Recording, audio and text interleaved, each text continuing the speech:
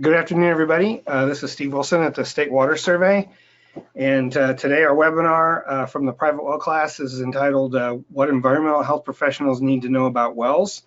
Again, we're at the State Water Survey at the University of Illinois, and the private well class, which is the program that allows us to do these webinars, is funded and supported by the Rural Community Assistance Partnership from a grant they get from US EPA to provide technical assistance and training to well owners all over the country. And I'll explain a little bit more about that as we go. Thanks for joining us today. I've got something wrong here. There we go. Okay, sorry about that. So quickly, this webinar is for EHPs specifically. I'm sure there's others that are on the webinars. There are every month. But a little bit about what we've done. Our program is available for CE credit through NEHA. And in some states, that's a great thing. In some states, it probably doesn't matter as much. And I know in some states, EHPs don't have to maintain CEUs to maintain their credentials.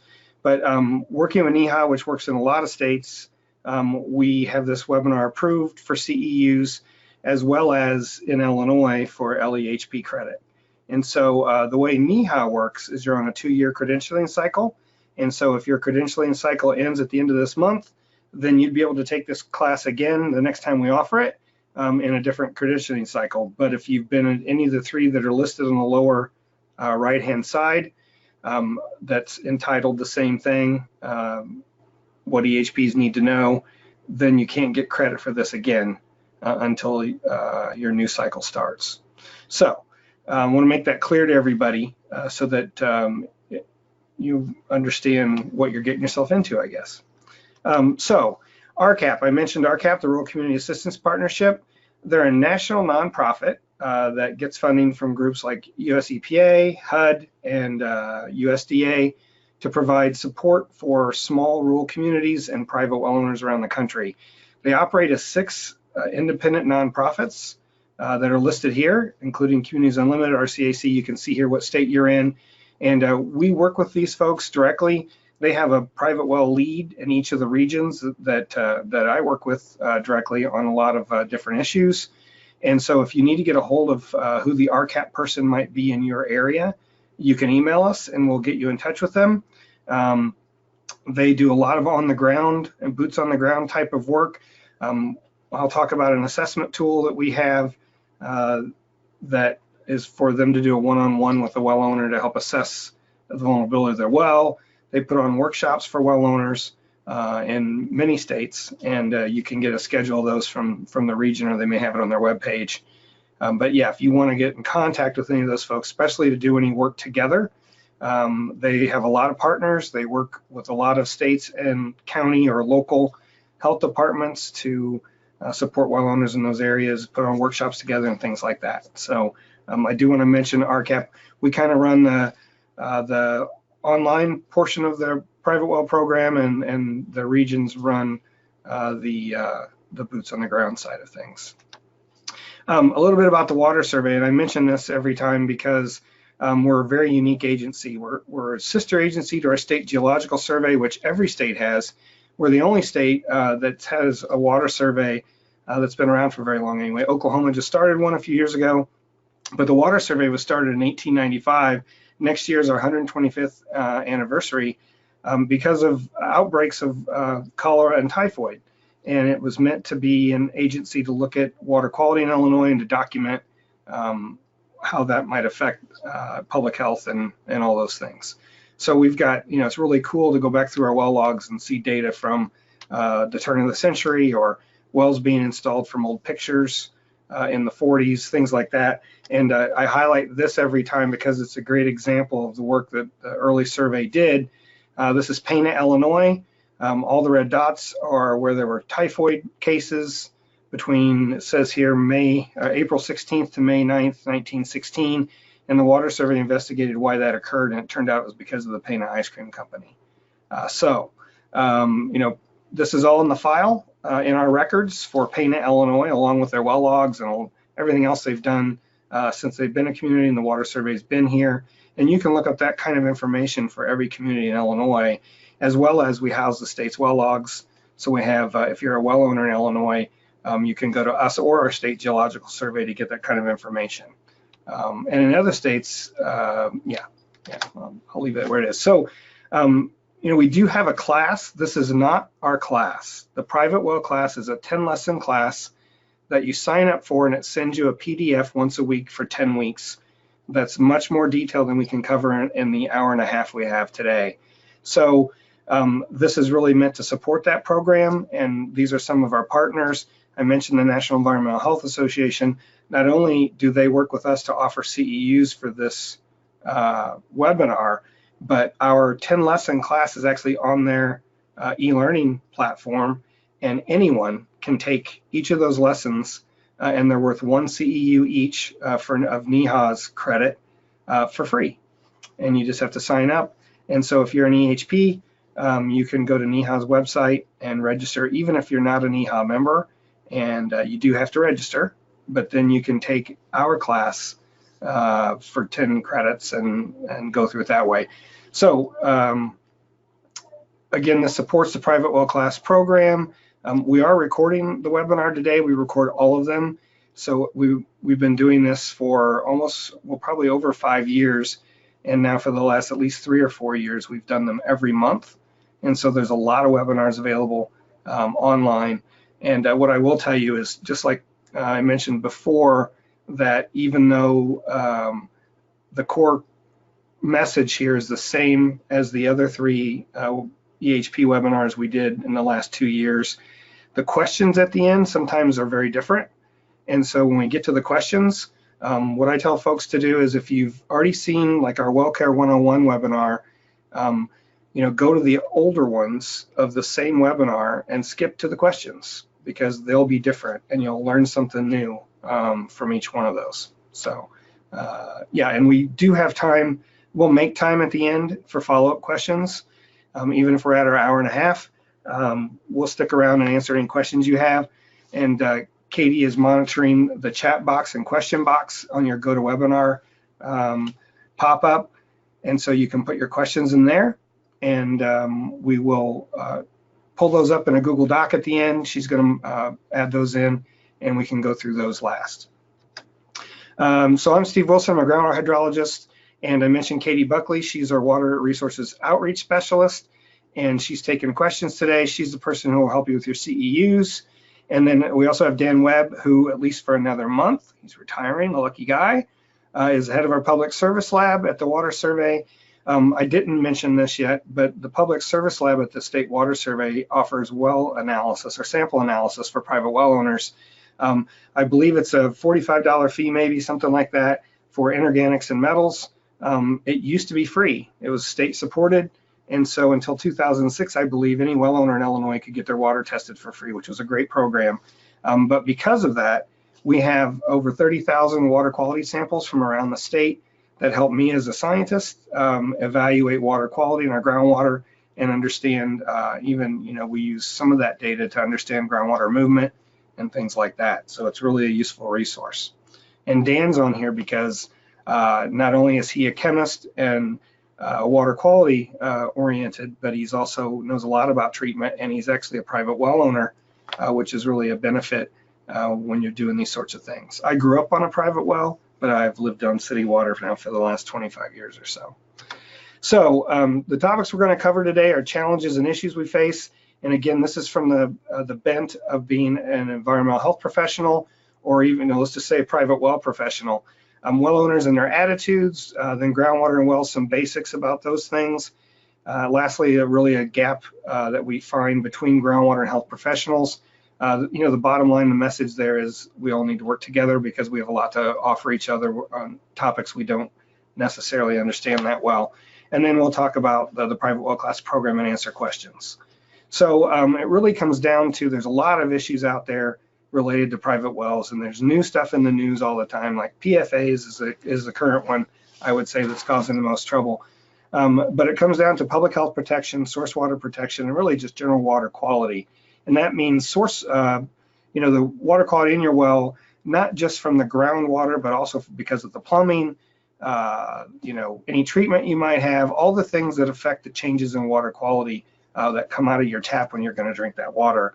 And so that's what we try to deal with here. There are a lot of issues, as I mentioned, in the news: droughts, floods, contamination events. I put non-regulated drinking water. That's a term that some folks use for private well owners, because in most cases, private wells are not regulated in any way once they're installed. And so a private well owner is really on their own to manage their water supply. And so I know CDC uses that term a lot, non-regulated drinking water. So the challenges we face really are, from our perspective, looking at this as a national program, are that there are such differences between things like, even well construction codes and the rules are different from state to state, and sometimes from local jurisdiction, like local health district, from one to the next. Massachusetts is a great example of that. They have over 300 health districts. All of them can set their own rules and requirements, especially for testing. And so, things can really be different and whether you live on one side of the street or the other, and that's literally true. Also for states permitting and well log submittal, you have states that are really good about that. You have states that don't do it at all. And you have others like Mississippi, if a well's under a certain diameter, a log doesn't have to be filed. And so it causes some really differences in how you approach working with well owners, what they understand, what's required by law, and all those things. And I mentioned New Jersey and Pennsylvania here kind of as extremes. New Jersey passed a law probably close to 20 years ago now that requires for every home that's sold that has a well that the state lab has to test the water. They only give the results to the buyer and the seller, but because of that, they collect about 13,000 research quality samples every year of their groundwater. And now you can go on their state's website, I believe DEP, and you can look at maps of water quality. They know everything about the groundwater, the natural groundwater quality of their state, which is really cool. And then you have, on the other side, you have Pennsylvania, which doesn't have well construction code. And they do license drillers. And for the last 2 or 3 years, I've said on almost every webinar, Pennsylvania does not license drillers. And it's been pointed out to me a couple times by folks in Pennsylvania, that's not true. They actually do license their drillers, but it's about filling out a form and submitting the fee. So anyone can be a licensed driller almost in Pennsylvania that wants to be. There are no requirements for CEUs or to take a test to pass. And I'll show you on the next slide what I mean by all that, because it has come up a number of times, and I want to make sure it's clear what I'm trying to get across about what's going on in Pennsylvania. And so I was going to bring that up today. Lastly, county health departments are not adequately trained. Many of you, when we started the private well class the first year, we had, I think, 22% of the first 700 or 800 people that took our class were sanitarians or EHPs. And in the evaluation, they all said one of two things: why wasn't this here when I started my job? Or how do I get CEUs for taking this class? And so that's why we work with NEHA now, and it's also why we understand we've developed a lot of course and curriculum that even the regions are delivering to help sanitarians or EHPs and other professionals with basics of private well issues, because there just isn't a lot of training out there on those topics. So, and as I already mentioned, it's a very unorganized and local approach in some parts of the country, like Massachusetts, where you can have one health district that requires a property sale to have the water tested and meet the rules of the Safe Drinking Water Act for community water supplies, and another one where they don't have any requirements at a sale or transfer or those sorts of things. So it's really a tough nut to crack, if you will, just because there's so many differences and so many ways to look at the situation. It comes back to landowner rights and privileges as well in some cases. So going back to Pennsylvania, I just got an email last week, I think, from a guy in Pennsylvania who said, when you said in your last webinar that Pennsylvania doesn't license drillers, that wasn't true. And he sent me 2 links, one to the code, which was from like 1956, that does say they need to have a license, and 2 was to this page from the Department of Conservation and Natural Resources. And I want to point out what it says here. A license does not imply that a driller has knowledge of proper drilling or well construction practice. So they're acknowledging here that you may have to have a license, but it doesn't mean you know what you're doing. And so that's the clarification I need to make when I talk about the rules in Pennsylvania. So there's no statewide construction or siting standards for private wells. And there are, so some municipalities, however, do have standards. And I understand there are some areas where they may require an NGWA certification, which is a voluntary program the National Groundwater Association has for certifying driller to become a master driller. And so the most important thing is the second box there. It says, ultimately, across the state, protection and maintenance of a private well is a responsibility of the homeowner. That's what I tell well owners everywhere. It's buyer beware. It's you have to protect yourself.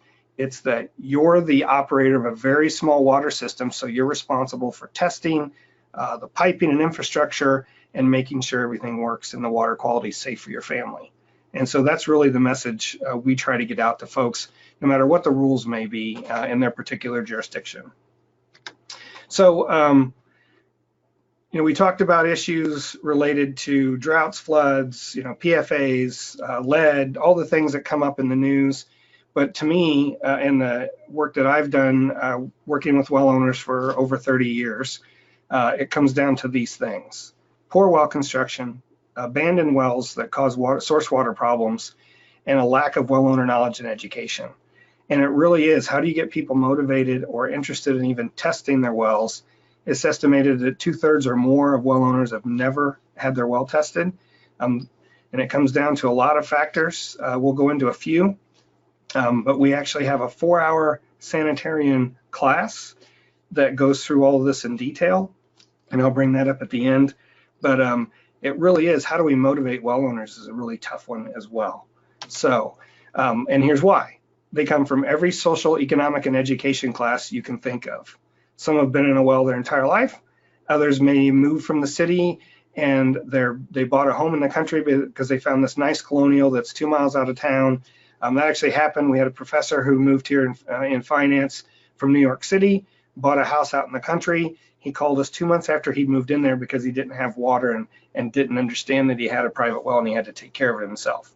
So I grew up in a very rural area, outside of a small community on a farm, but we also have, those of you familiar with Cook County, which is the central part of Chicago, if you will. There's I think 11 collar counties now that are all urban around Cook County. So it's the heart of the city next to Lake Michigan. There are 3,000 private wells still in Cook County that are in use. And that may seem hard to believe, but it's the way it is. So it really is that well owners make up every demographic. So when you try to reach out to them, you can't use some specific instance, depending on where you live. It can be very different. Barb Lukonen and a few others did this study, and we use this information because it's one of the largest studies that was ever completed. They sent out information in 3 states, 2 counties each, so 6 counties total, with $2 and a free test coupon in Wisconsin, $2 bills in Minnesota, and a coupon for a free test in Michigan to see how many people returned their survey. And you can see the numbers on the bottom of that first box, 72% when they had the free test and the $2 bill, and it goes down from there. So it's really meant to get to some of the social issues on why people don't test. But below that, on the bottom left, 87% were only slightly or not worried at all about their untreated well water. And these are folks that have never tested. So they also gave them a laundry list, the box on the right, of why didn't you test or why haven't you tested? And there was a lot more than 10. These are the top 10 answers they gave them these things. They could check as many boxes as they wanted. And you can see here, we've been drinking it for years. I've heard that literally 100 times from people on private wells. But you can see going down to number 10 here, I don't want to know. And, I had that happen to me. I had a guy who had a well in a rural subdivision where we know there's arsenic in the aquifer. And I went to his house to ask him about sampling his well. He said, you can sample it as long as you don't send me the results and you do it when I'm not home. And I asked him why, and it was because he was trying to sell his home. And in Illinois, There's a form you have to fill out when you're selling your home that's binding legally. And one of the questions is, do you know of anything adverse about your well or septic? And he wanted to be able to honestly answer no. So he didn't want the sampling results. So there's a lot of reasons why people don't test or don't do things, or they may be worried about, it costs too much, or what are they going to do if they do have a problem? They don't have the money for it. There's just a lot of issues that go into an individual's decision not to test their well. So, but there's two things that we really can hopefully do something about. When they say we didn't know what to test for, we didn't know how to test, I didn't know I should test, that's kind of on us as professionals to make sure and get that message out so that people understand why they should test and help them understand how they can get that done, and make sure they have the basic information on why it's important, like to test annually for coliform nitrate. So that's one problem that's really comes back to something we can probably do something about in our own jurisdictions. So the other is just a lack of people not understanding. It's probably fine. I've been drinking it for years. If it doesn't cause a problem, they don't want to find out about it. The problem with all that is that many issues with well water or just drinking water, if it isn't safe based on what the recommendations are from like the EPA and the Safe Drinking Water Act, those are chronic values. So like the arsenic value of 10 ppb is meant for, that's the level that's safe if you drink it over your lifetime at a basic, what normal person would drink for water. So if you won't find out until it's too late. That's why you have to test and get those things done. So again, why are they hard to reach? There are many reasons. I'll just point out, even they don't trust the government, independents. No one's going to tell them how to do this on their property. No one's gotten sick yet. And actually cost or perceived cost is really a big deal. It's like even going to the dentist. A lot of people put it off because it doesn't really hurt that much or whatever, because they know how much it might cost if they really have a problem. It's just our human nature. And if they do find a problem, what's it going to cost to fix it, or can I, or am I going to need a new well? And this is general, my dad, I grew up on an old dug well, it's 14 feet deep. My dad always said it's better than city water because it doesn't have chemicals in it. Cities put chemicals in their water and that's bad. Not understanding that our well, only being a 14-foot hand dug well, 14 foot deep, was probably contaminated all the time, and it really was. So it is just a lack of knowledge from well owners in many cases. So a little bit about aquifers and wells. Usually if you have an aquifer available to you, whether that's bedrock or sand and gravel, then you put in a drilled or a driven well either into sand and gravel or consolidated rock.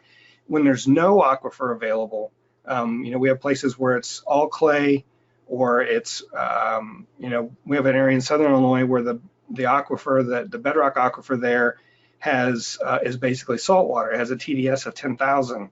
And so you can't use that unless you're going to desalinate it, which is expensive. So if you have a little soil and you might put in a shallow dug or bored well, or in like our case where I grew up, my grandpa hand dug our well in 1933. He had no idea that if he would have been able to drill a well down to 100 feet, he'd hit a really nice sand and gravel aquifer that's actually there, because that's how it was in 1933. But you see a lot of very old wells that are old hand dug wells. And today you see bored wells where there is no real aquifer. And so a large diameter well that's bored like that is really meant to be a storage unit. It's like a cistern. It's put in place because water will fill up in that to the water table. In a lot of places that's, maybe within 7 or 8 feet of land surface. And then you've got all that storage. So in the morning when you use your water, take showers, it may lower the water level in that large diameter well because water is seeping in slowly, but then during the day when everybody's gone, it starts filling back up again.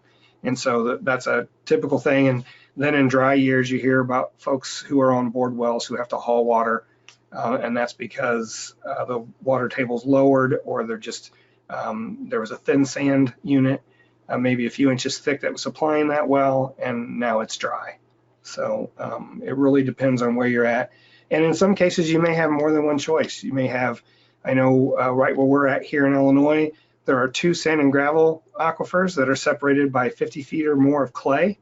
And then below that is a bedrock aquifer that could also be used. No one does because there's no reason to drill that deep, but we do have options if we really wanted to.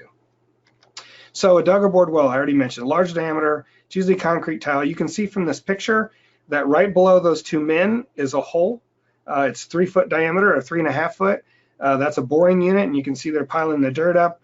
They'll put concrete casing there. I love this picture. It's from the National Groundwater Association because this is a bean field. It looks like bean stubble to me, and it seems like a poor place to put a well right near farming operations because, again, a bored well, a large diameter well like this, is typically getting water from the shallow water table to keep it full.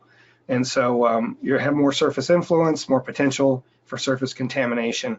And so having it at the edge of a field doesn't seem like the best way to go. These are all examples of dug and bored wells. The one on the top left is an old hand dug well that they've got covered with 2x8s and 2x10s with 10 on top of that, holding it down with concrete blocks. This is a great example because the reason it looks muddy in the bottom right of that picture is because this is a cattle pasture, and those poles look like they've been worn down because they're scratching posts for the cattle. So the cattle are sitting there scratching and doing other things, and it's right next to the well. It's downslope from a field, so when it rains pretty hard, water's running down that hill towards the well, and it just, the other problem here is those boards aren't fastened together in any way. There's not, they're not nailed together, any of that sort of thing. Snakes, rats, other things can probably get in there and contaminate that well. Things fall in and they die and they float in the water, and yeah, it's just a bad situation.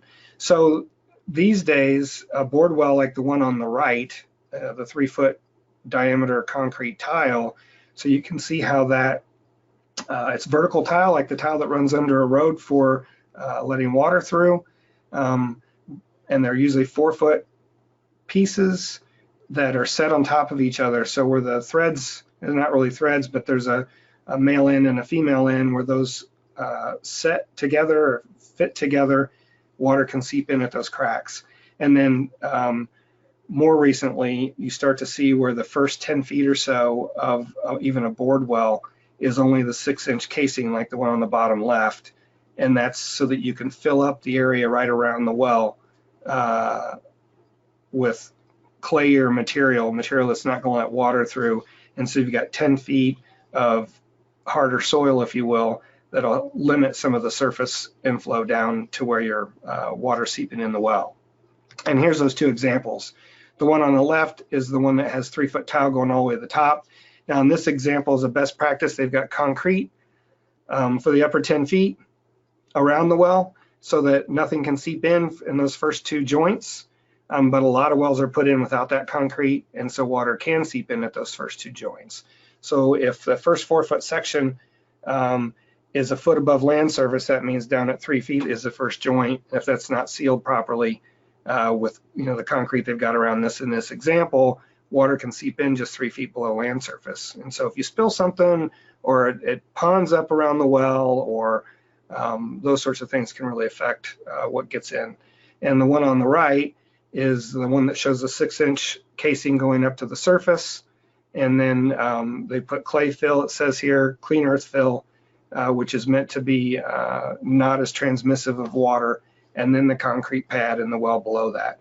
And the little triangle on the diagrams there is the water line. So you got a pump down in the well and water seeping in at those cracks. So, and usually you put gravel around the outside to give it more volume, if you will, because the water can sit in that gravel as well, and just gives you a little more volume for your well, depending on what the water level might be. Okay. The next type of well is sand and gravel wells. So a sand and gravel aquifer is just what it implies. It's a layer of sand and gravel. It has a high porosity. Water can move through fairly quickly. And so you put a well screen near the bottom of the well that's in the sand and gravel, and you size the slots on that screen, like the one you're looking at the picture of, based on the size of the grains of sand and gravel that are in the aquifer. And so usually the driller makes that call when they're on site. If it's finer sand, they use a tighter mesh. And if it's a larger, coarser gravel, then they can use a wider mesh if they need to. Usually you put a gravel pack, specific size sand around the screen, and that helps filter out fines so that they don't go through.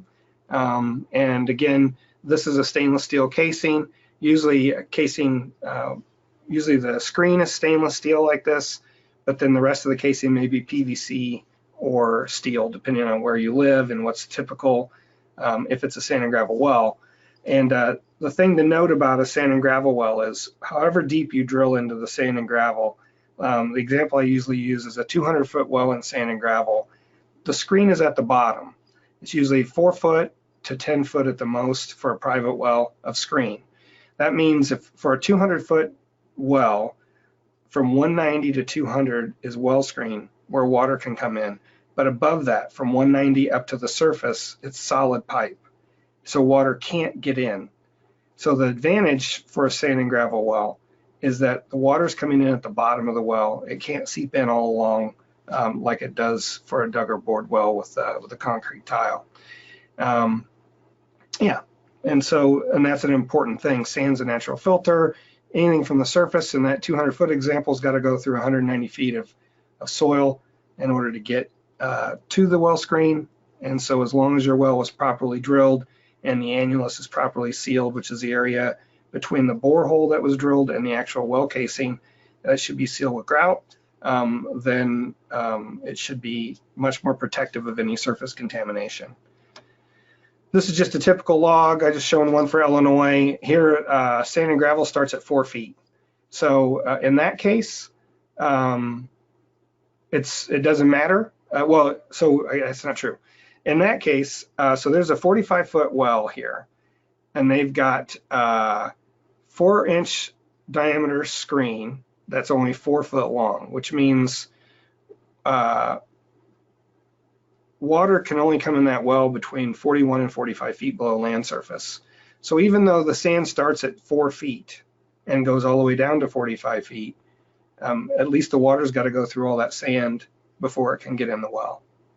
Because if you had a sand point here that was only, say, 10 or 15 feet deep, and which is all you'd need because the static water level's only 3 feet below, 2 foot below land surface, you don't have that 40 feet of protection. And you may have we don't recommend sand points. They're not protective. They're not properly installed, all those sorts of things. But it just, there's a bunch of ways to put a well in when the aquifer is this close to the surface, and you still want to put it a little deeper if you can, is the message I would give folks. So contrast that with a bedrock well. Typically, you seat the casing for a bedrock well 10 to 20 feet into bedrock. So it really depends on how deep it is until you hit bedrock. There's a lot of places in the country where you hit bedrock right at the surface. So you may put in, these days, a lot of times states have code that say you have to put 50 feet of casing regardless, but a lot of older wells, I was working in New York, we saw in places like 12 feet of casing, and it's because the bedrock was at the surface. So the way a bedrock well is constructed is you seat a casing into the rock 10 to 20 feet like it shows here, so and up to the surface, but below that, the borehole you drilled through the rock, rock is solid. It is the well, and you have to leave that open without a casing because water doesn't flow through rock, it flows through cracks and fissures in the rock. And so those fractures, like it shows on the diagram here, it's almost like pipe flow going to your well. So you have to leave the borehole open so that you can take advantage of those fractures to provide water. If you case this all the way down and where you stopped your casing, there was no fractures, you would have no water because you cased them off. And in this example, that first fracture that's going from the lower left to the upper right and runs through the 10 to 20 feet of casing, it is above the end of the casing. So that fracture is not contributing per se to the well unless it's connected by another fracture to a spot that's lower down the borehole. And the problem with bedrock wells then is that you could have a 200-foot bedrock well and it might only have 20 feet of casing or 30 feet of casing or 50 feet of casing. It really matters how much casing is there, because once you get to the bottom of the casing, water can flow in anywhere. And so if, like the example I use, there's a well in New York that only had 12 feet of casing, because bedrock's so shallow, that means water can get in at 12 feet. And that's not nearly as protective of surface infiltration as a sand and gravel well that has 190 feet of casing. And also because it's only flow through the fractures, it depends on how big and how many and how connected they are. But that last bullet I have there can be influenced over large distances.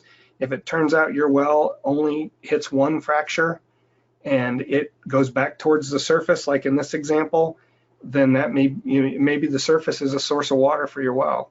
And that means it's much more susceptible to contamination. And so you just have to understand where your water's coming from, what the overburden is. You know, if there's 80 feet of clay above this well at the surface, then you have less risk of things getting down into the bedrock than if, you know, bedrock's at the surface, or it's, you know, sandier material or whatever that infiltrates water more readily. So you really have to understand your local geology is the message. And this is a bedrock well example from Illinois, and I only show this for a couple. Well, there's a couple things on here that are interesting. One, it says for number 12 on the second side, it says water from shale from 257 to 260. So that's not where the water is coming from. If you look down at the bottom right at the formations passed through, the water is coming from limestone bedrock from 189 to 257. So when the driller drilled this, he was drilling through bedrock and was going to keep going until he hit the shale. Shale is like cemented clay. Water does not flow through it. So he got 3 feet into the shale and stopped. It wasn't some real thin piece of shale. It was actually, that's a unit. So he stopped. And this is typed up. So someone did this in the office when he got back in, took his hand notes, and they're used to the last formation you get into being the one that the water's coming from. So without looking at it, considering the geology, or maybe they don't understand the geology, they said bedrock from shale from 257 to 260 in number 12. What it should say is water from broken limestone and bedrock, limestone bedrock from 187 to 257. That's what it should say. And the other thing that's interesting here, you can see they used PVC pipe, a number 15, for 179 feet. And remember, bedrock is at 189. Then they used 20 feet of black steel from 179 to 199. So basically they went 10 feet above bedrock to 10 feet into bedrock with a steel casing, because it's got to be seated tightly.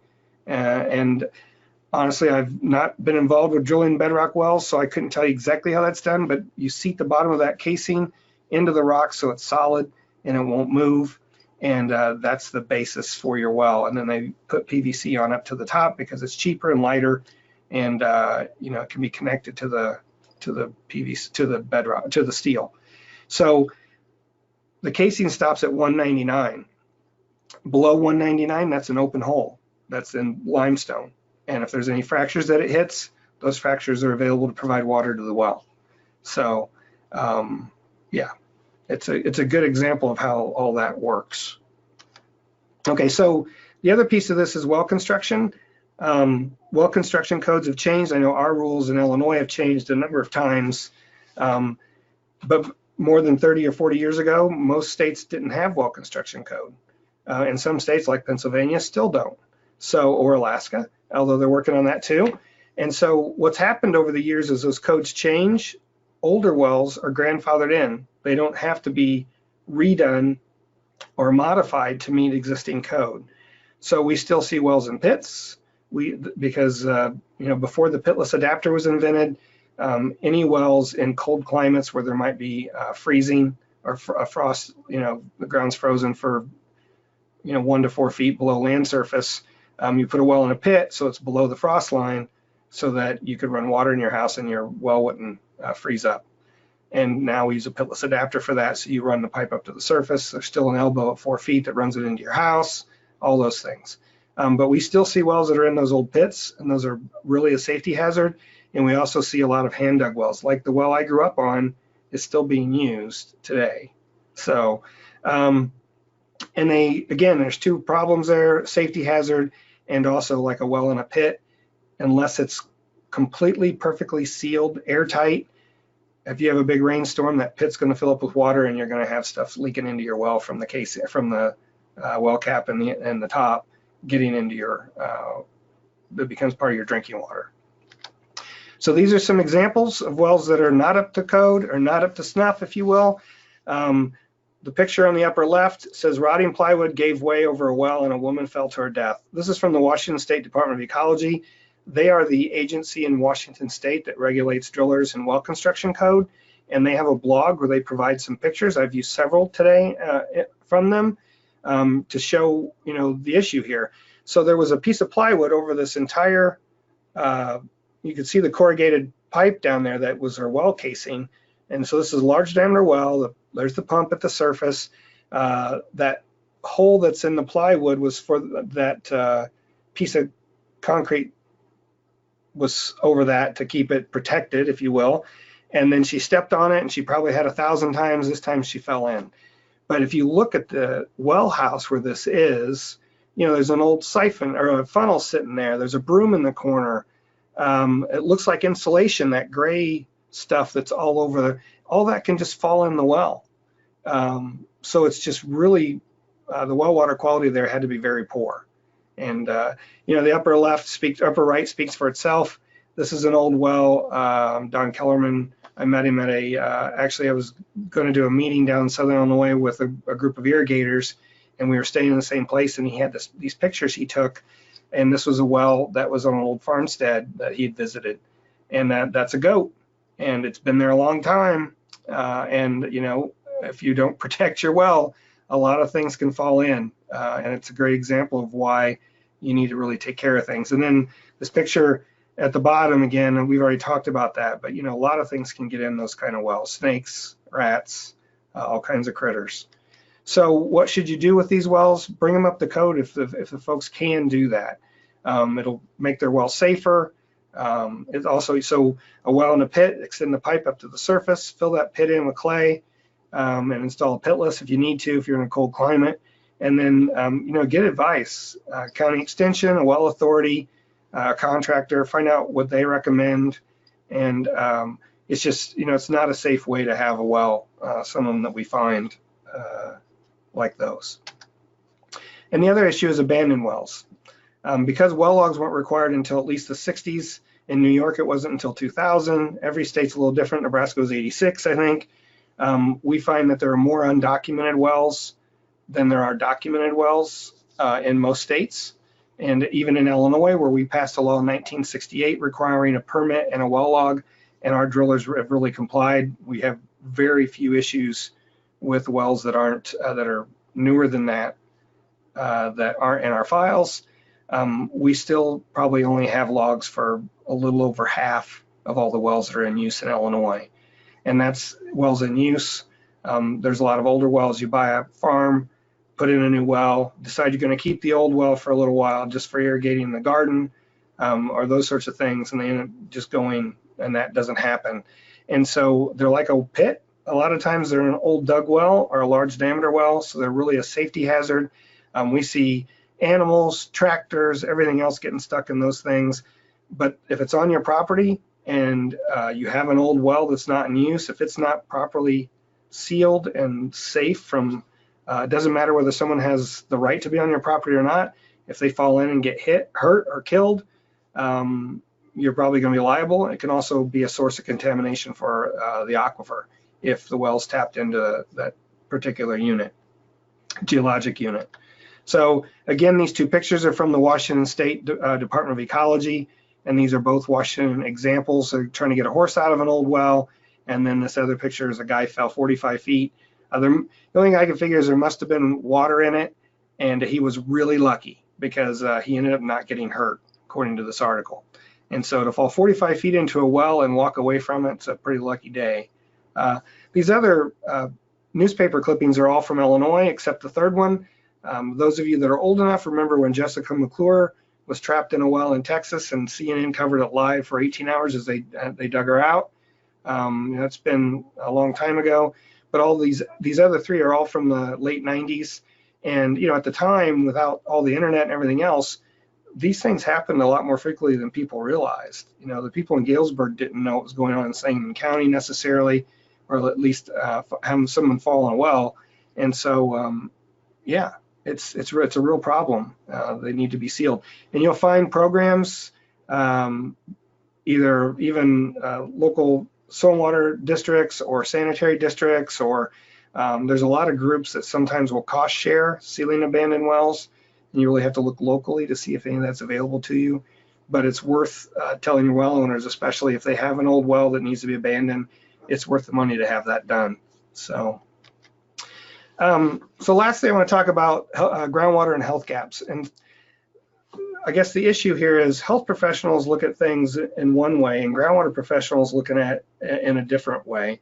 And a lot of the things we do, they're all science related or public health related, but they don't overlap. Just like the term intervention, it's pretty foreign to those of us that aren't public health people.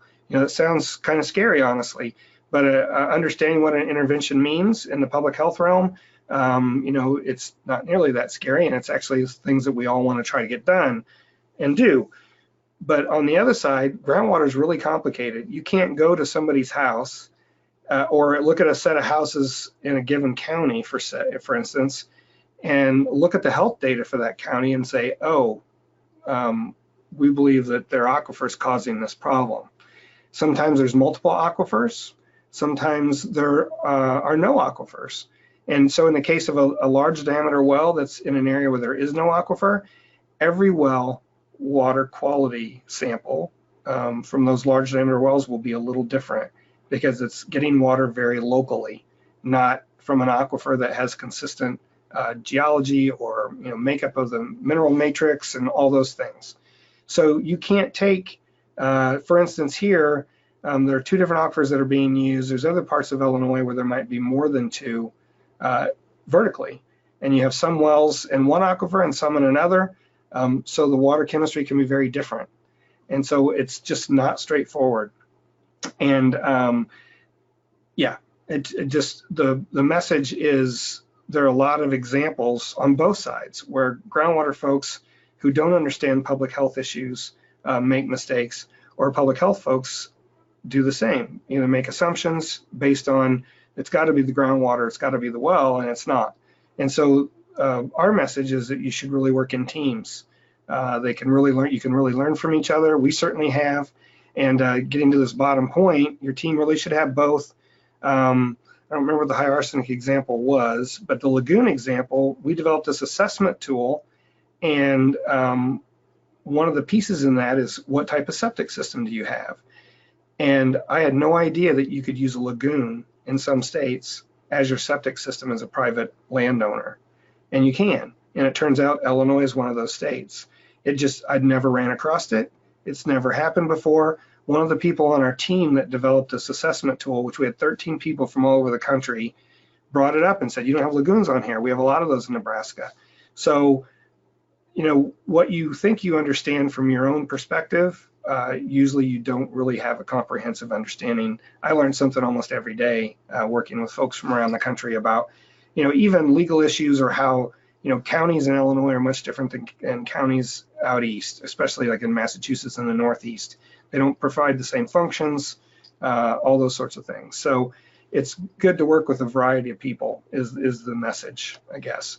And just to show you an example, this is an aquifer in Illinois. The Muhammad Aquifer is a very large aquifer. It's the one on the bottom that sits on top of bedrock. It's A.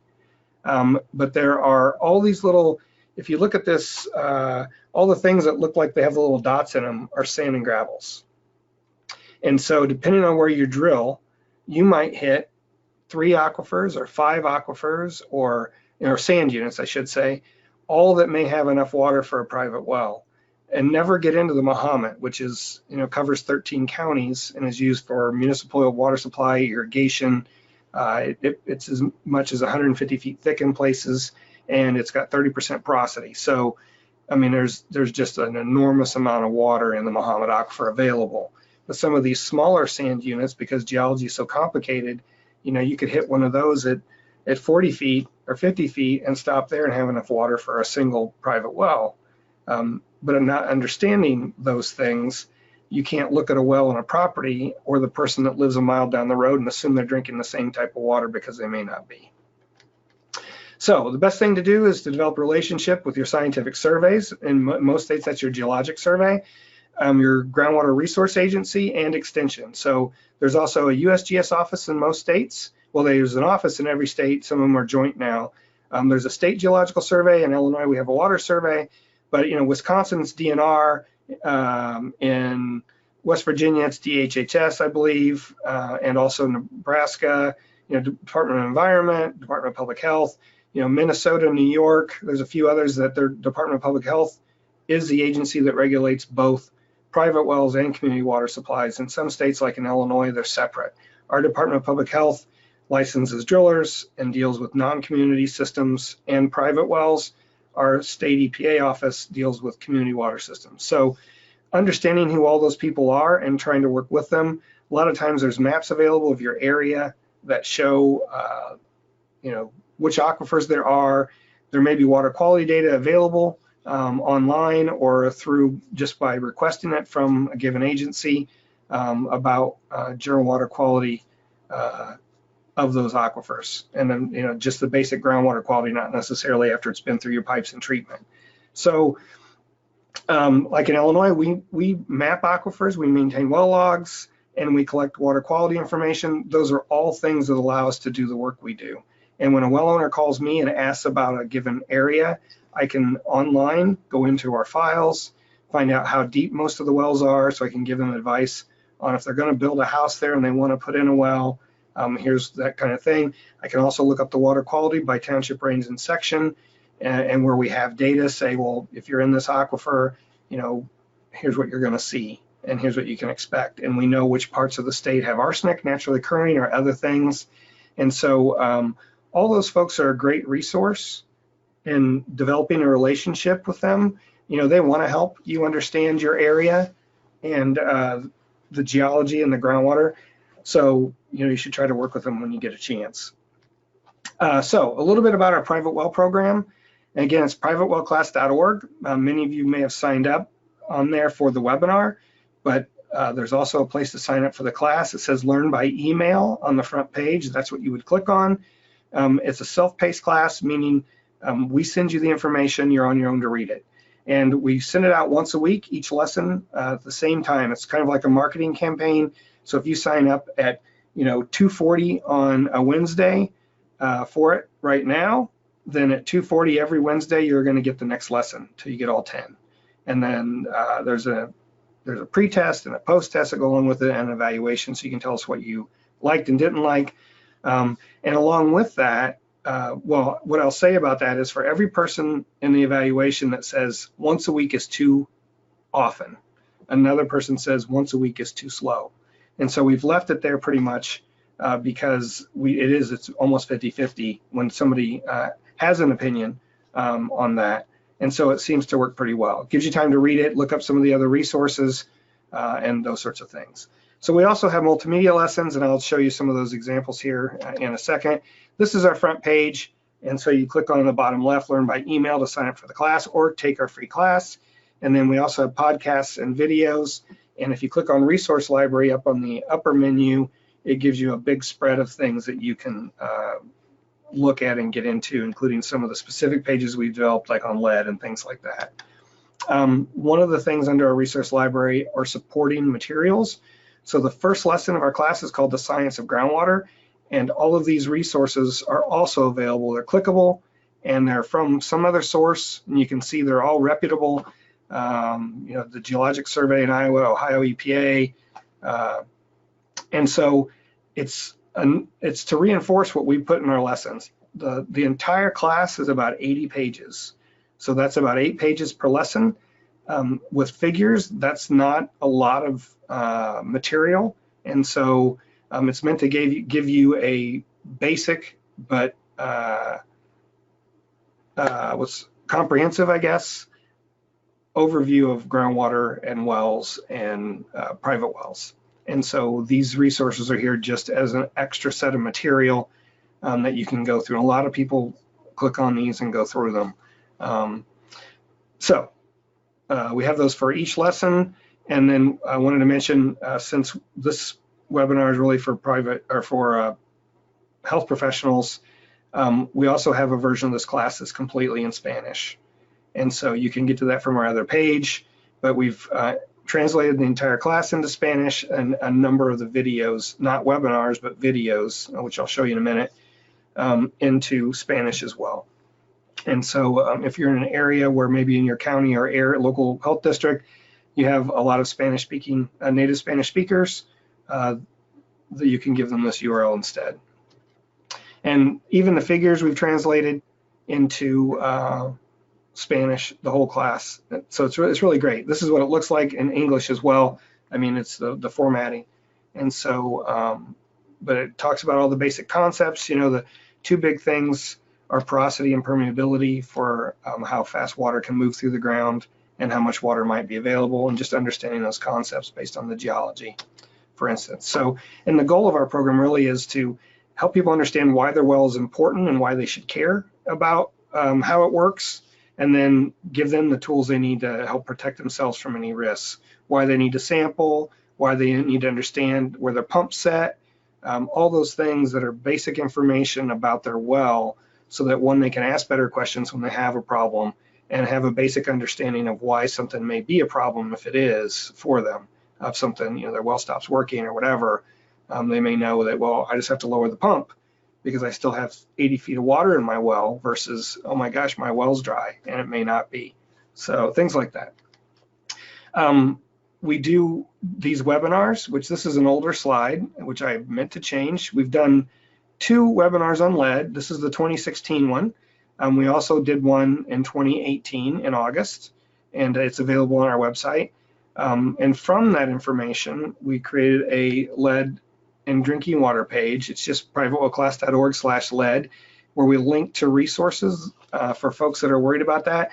The only thing I'll say here is, you know, the lead problem, like with Flint that started it, is not a groundwater problem. Our aquifers do not have lead in them.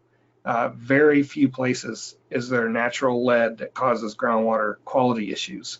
It's the lead in our pipes and our plumbing, or in the delivery pipes.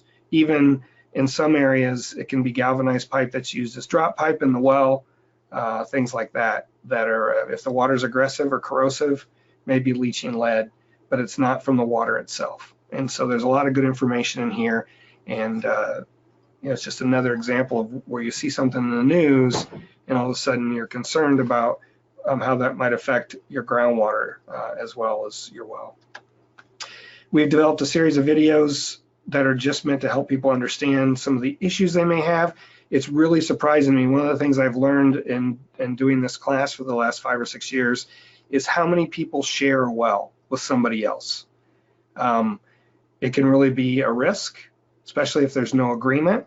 You know, this walks through some of those issues and why, if you and a number of your neighbors share a well, you should have a written agreement, or it should be in the deed to your property, so that it's up front. You should have, you know, share costs, have a policy in place, or as soon as you have a problem like a pump fails, you're going to have some very unhappy neighbors who aren't going to get along anymore because nobody wants to fork out, you know, $500 to $2,000 each to fix a well.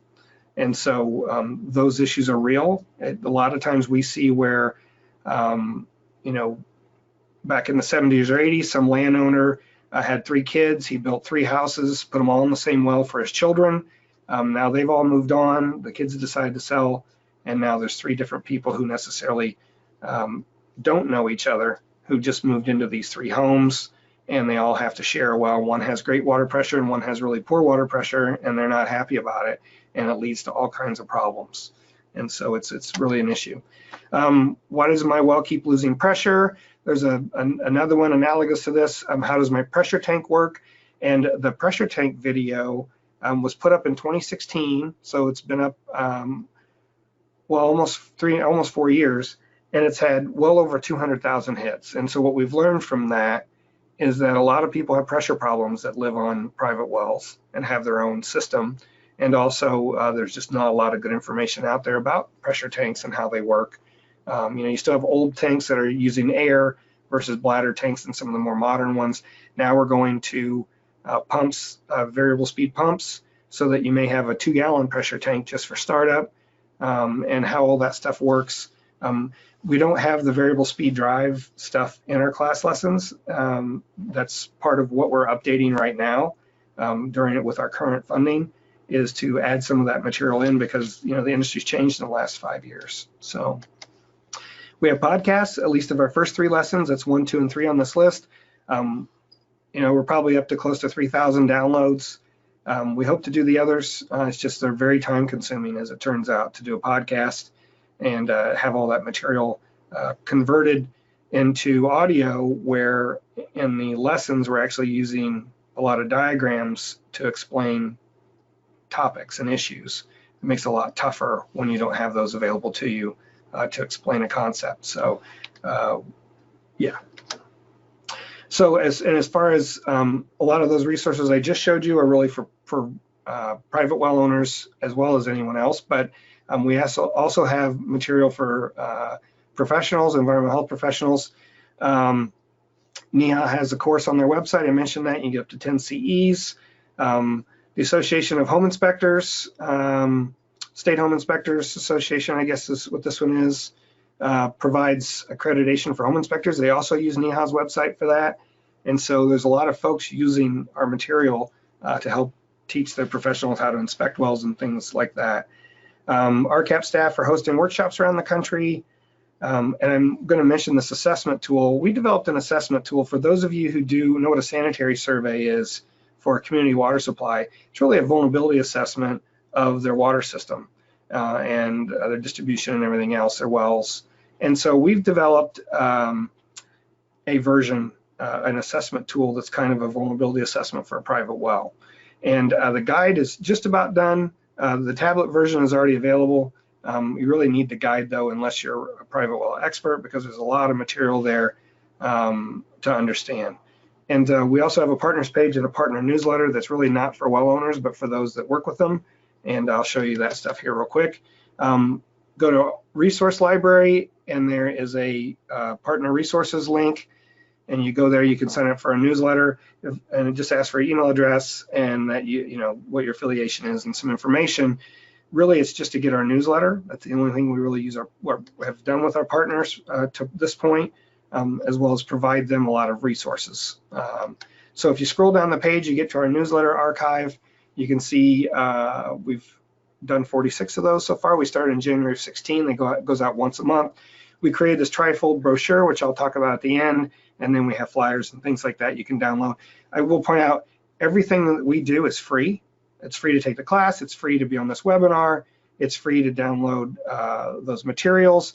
And for this brochure, we'll even send it to you for free. And that's, we're lucky that we're funded to provide that information, and they're really useful for the well owners you serve. As far as our newsletter, this is the September 17th one. I highlighted it because we helped participate in doing this well abandonment, and we created a video out of that. Katie did. And so this well was behind a house 4 blocks from downtown in Macomb, Illinois. It's basically in the middle of town, and this is a town that's had city water since the 1910s. And yet someone bought this property and saw they had a well in their backyard right next to their house. You can see how flat that well looks along the house side. That's not because the well's flat on that side. It's because the foundation's starting to cave out into the well because it's just a big open space. And so we worked with Gingrich Well Drilling, and they volunteered their time in the bentonite, and we sealed this well and made it a demonstration project and invited a whole bunch of county health departments, and they all got CEUs for showing up that day and going through a well sealing demonstration. It was really cool, and it's on our website. And you can go to the September 17th newsletter number 21 and click on it, and then click on the watch the video link and get to that. This is the September one from this year. We've held 2 private well conferences that are geared towards mostly EHPs, to be honest, and it's 2.5 days. We recorded every presentation and we've made them available online. And so we got this conference is in May in Harrisburg, Pennsylvania. We had 120 some folks show up, and the first one we had in Champaign in 2017, and we had 117 people, I believe, from 32 states. And so all of these presentations on a lot of great topics that will inform you about private well issues are available freely online to watch. Yeah. And as far as, I want to mention this online workshop. Early on in our program, our CAP staff were delivering these in person. It's a 4-hour workshop on the well assessment tool we developed and how to do outreach and best practices for that. It's worth 4 hours of credit. We've kind of exhausted that on the in-person side, and we are offering that in probably once a year as a 4-hour online workshop. It's interactive. It's actually really cool how that all works. It is very interactive, actually. And so we'll probably offer that early next year. And if you sign up for our newsletter, you'll see when that's going to be. But it's really, we had some funding from CDC, and we actually developed a protocol for how to do outreach to well owners based on a survey we did of nearly 100 programs around the country that do outreach to well owners. And so we use that and some other information to develop this program and this class. It's really pretty useful. It talks about some pretty common sense things that you might not think about related to reaching well owners and things like that. So, and I mentioned the site assessment. It's a site assessment, a well assessment, a geologic assessment, and then it's an opportunity to make recommendations. But it's so that someone one-on-one can go out to a well with a well owner, ask them questions about, do they sample? What kind of pipes do they have in their house? What's their septic system look like? And do a visual assessment. Is their well sealed properly? Does it have a good well cap? Does the vent tube, if it has one, have a screen on it? All those things. And it's an opportunity when you ask those questions, if they don't know, like a lot of folks don't understand what backflow devices are, and we ask questions about that because some can freeze, some can harbor bacteria. And so that's why, some of those, depending on the type of backflow device it is, you wouldn't want to drink water out of that spigot if it had that type of device, things like that. But it's really an opportunity to raise awareness with that well owner about best practices and understanding if they're in a vulnerable geology or their well construction may not be the most opportune, if you will, and why they should test. And so really it's just a chance to spend a couple hours with a well owner and give them all the basics of their specific situation. And what I can tell you, and anyone who's worked with a lot of well owners and seen a lot of wells will tell you, is that every well is different. Rarely do you see 2 wells that are identical in every way, based on the site and the geology and that sort of thing, or what the well owner is doing. We see wells in basements, we see wells under garages. There's just a lot of things. So what it does, it's to support well owners, but it's like a sanitary survey, as I mentioned, which is a comprehensive assessment of vulnerability of a public water system. And it's also a chance to educate them about their specific situation, as I mentioned, as well as promote best practices and encourage communication. A lot of well owners tell me, I haven't called my local health district or my county health office because I'm afraid they're going to tell me I can't use my well.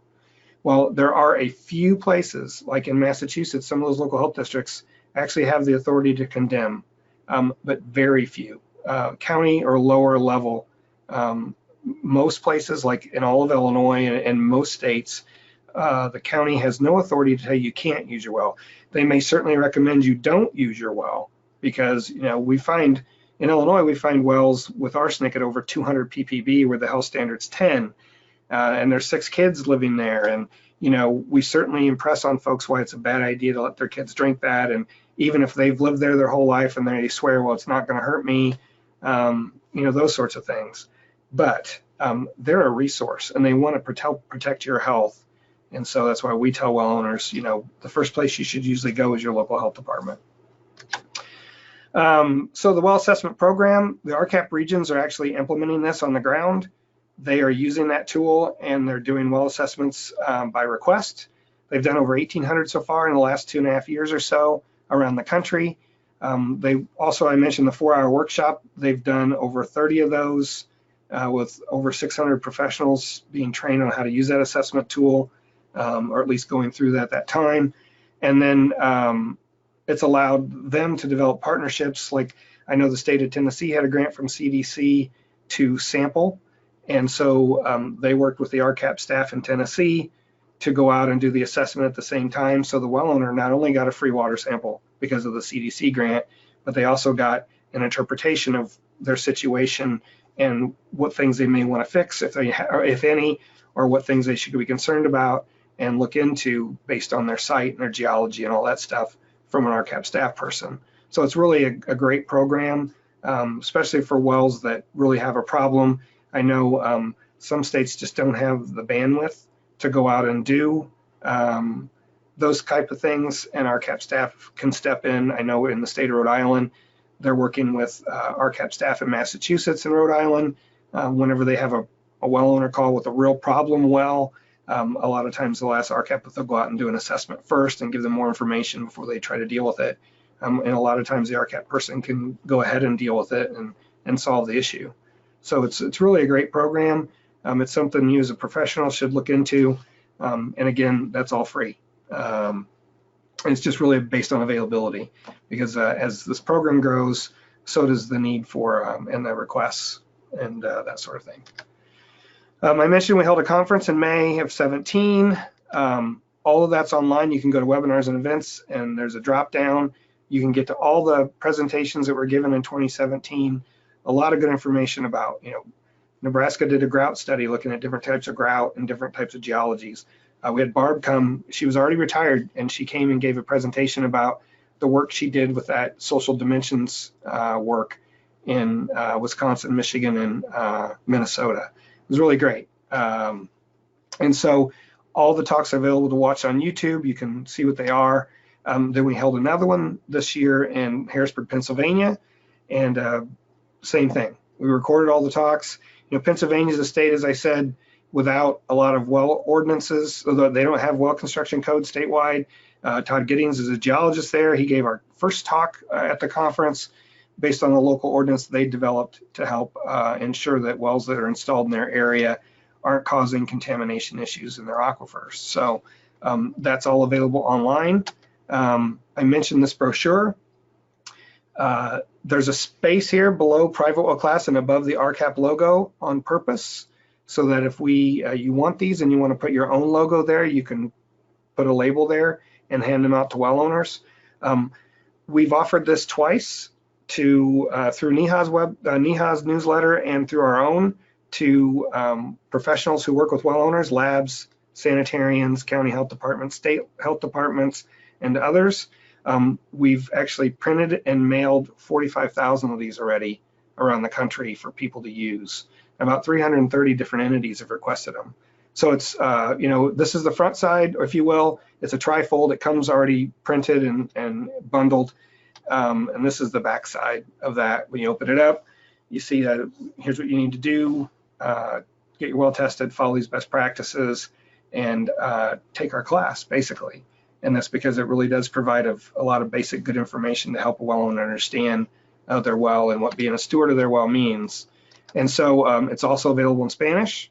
I think we printed about 6,000 of these, and I know we still have a couple thousand left, but it's really useful. So that's what I have for today. It's a little long-winded, a few minutes longer than I planned, but we received a lot of questions, and we're going to try to answer some of those today. We can't answer all of them.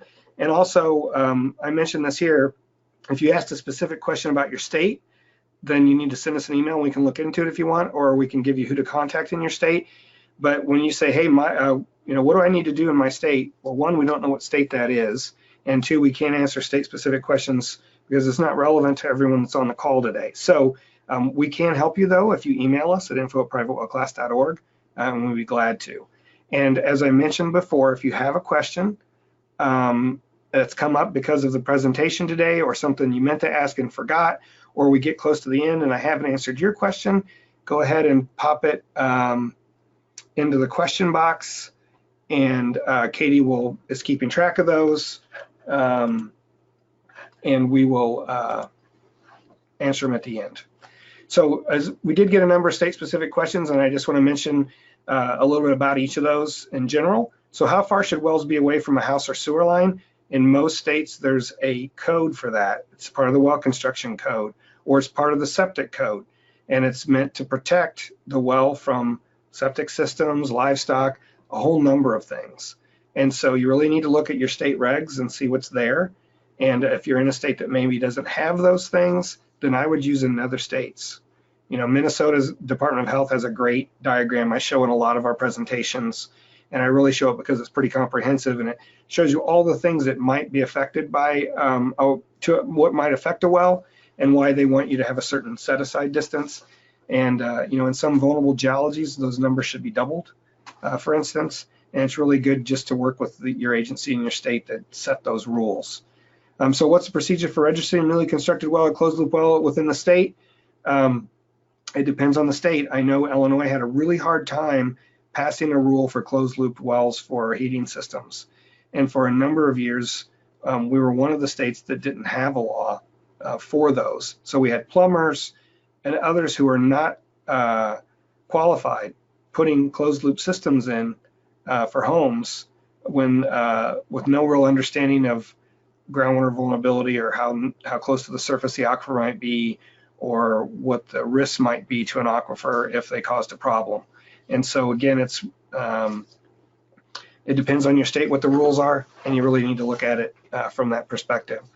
So since what date, again, closed loop wells required to be registered, and are previously drilled wells grandfathered in if installed before that date. Now, I'm not sure on the closed loop rules, but I'm assuming so, because that's the case with regular wells. I know of no cases where whenever the well rules are changed for well construction code, that you're required to go back and make those meet code. So yeah. And this is also kind of state specific, but I wanted to address it. As a new inspector, what specific guidelines should I be following? How do I determine a good well from one in poor condition, and do I have to open up the well?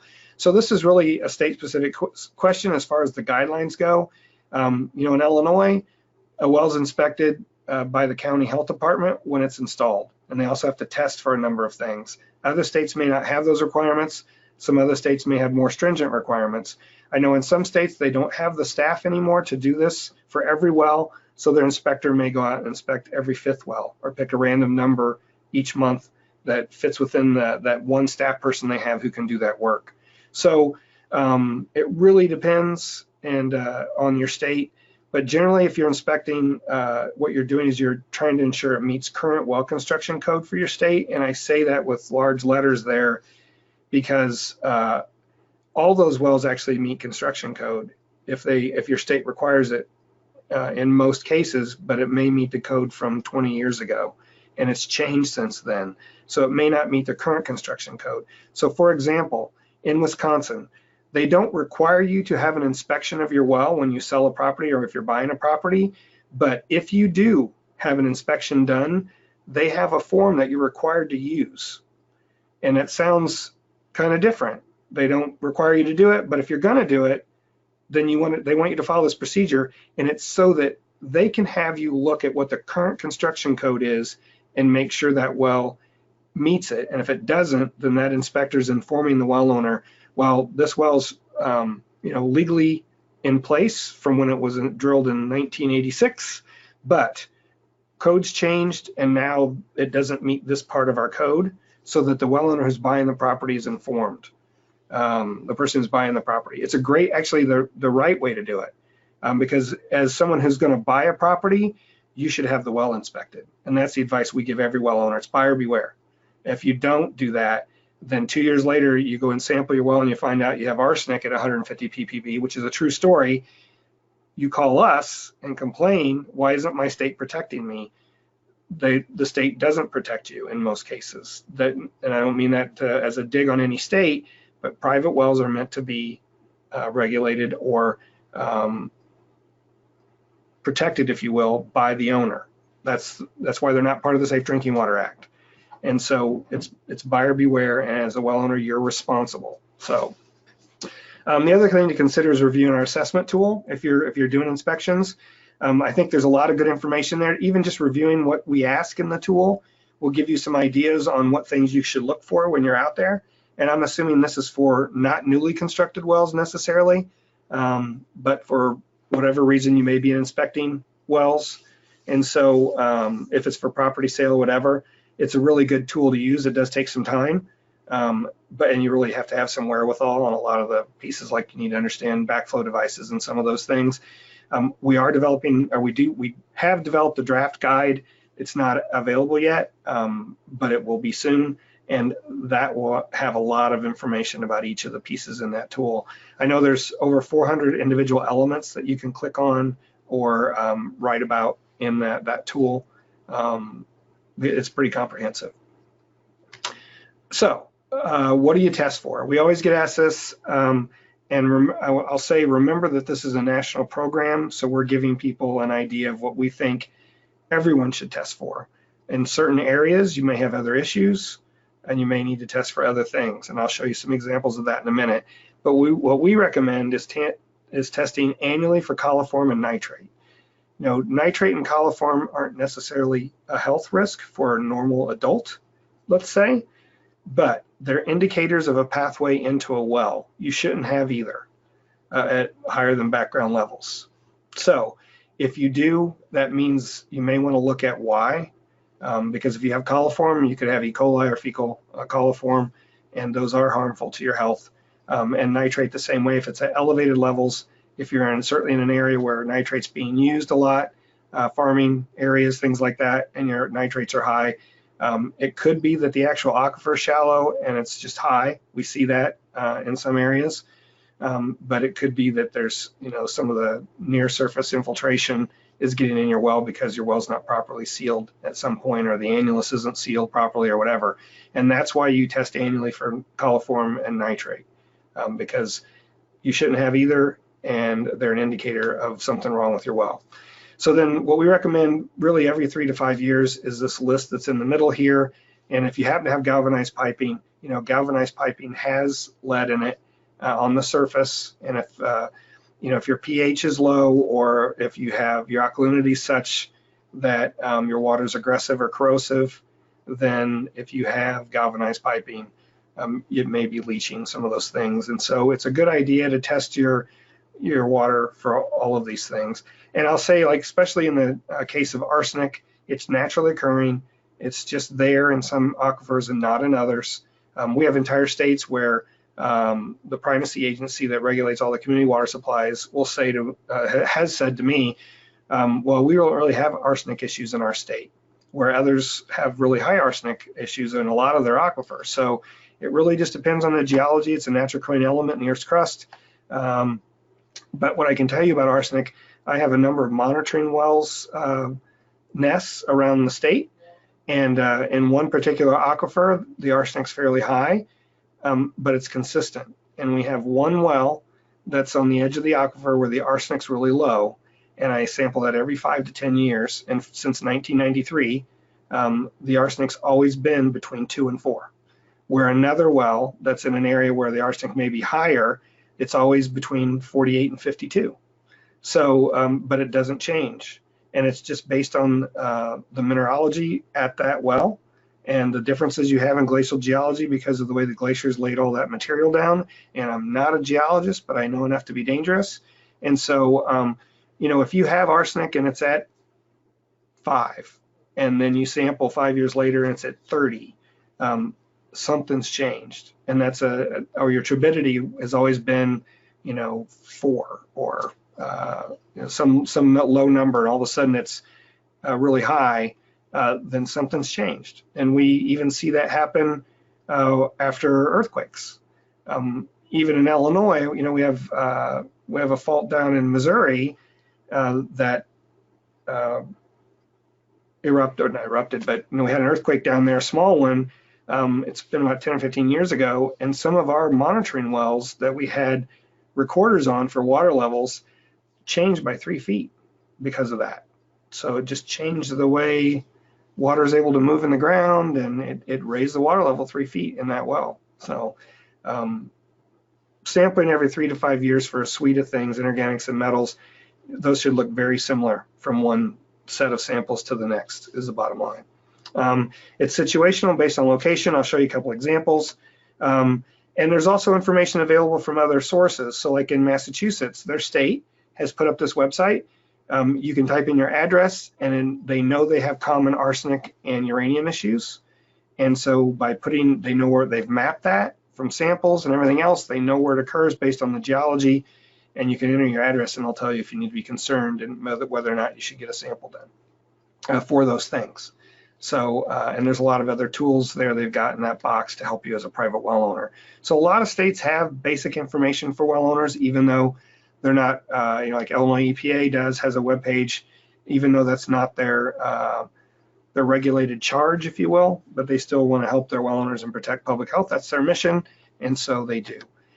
This is Rhode Island, and I show this. This is a really interesting slide because the little dots are all old orchards where they use a lot of arsenic, and it's so much so that the soil is permeated with arsenic, and we're seeing it leaching into the groundwater.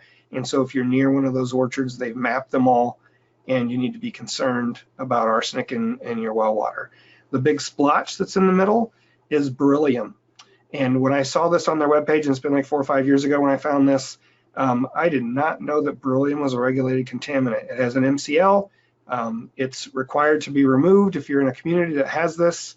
And it's the only place I know of in the country. There are probably others, but it's the only one I've ever come across where you would sample for beryllium. And so if I lived in this area of Rhode Island, I would tell the well owners there, you certainly need to sample for beryllium because it does have health effects. It's a regulated primary contaminant through the Safe Drinking Water Act.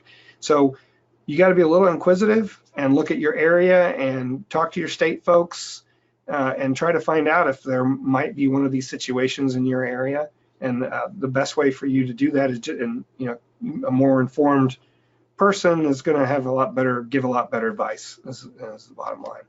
And in other states like Wisconsin, their DNR manages their private well program, and they worked with Stevens Point to develop this interactive GIS mapping tool.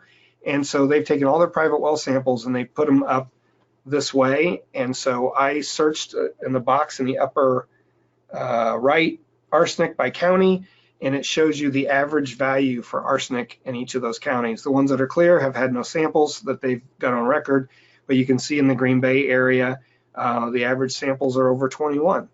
I don't know how high that is. It's based on, it's not showing individual results, but if I'm going to move to that area or I live in that area and I look at this map, I'm certainly going to sample my well for arsenic, where if I'm in one of the areas that are in the 5 milligrams or less, I may not be as worried about that. So it's really, more states are putting this kind of information online.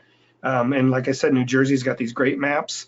They don't show individual well analysis, but they show over certain areas. Like I think they use a 2 mile square or maybe a 4 mile square and average it over that. And so they can still show a state map in New Jersey and where they have some of those issues. At least it identifies areas where the geology is such that you may have those concerns. So coliform versus E. coli. Please explain coliform versus E. coli. If positive for E. coli, what are the next steps? So Dan looked this up and found, Dan, are you on the line still, I hope? Yeah, hi, Steve. Yeah, okay. So Dan Webb, who runs our lab, found this resource, and I'll show you a picture of it in a second, from the Washington State Department of Health. And this is actually for community systems, but it really explains the difference, because a lot of people ask this, and it actually talks about 3 types of coliform bacteria, fecal coliform, and E. coli. And here's the link, and I think Katie's going to put that on the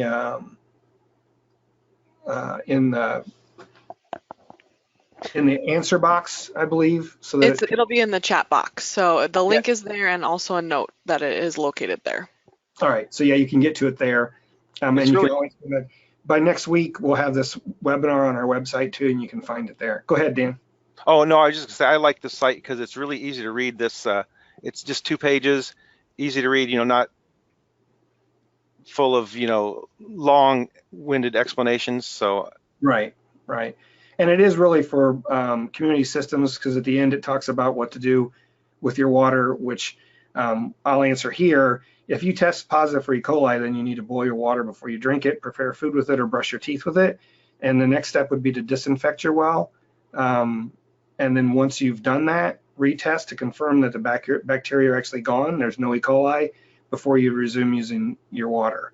And the disinfecting a well is a common thing that folks have to do. We have resources on that. I think I'll get to that in a minute, but I wanted to show this. This is the document, and this is just the front page when you go to that URL.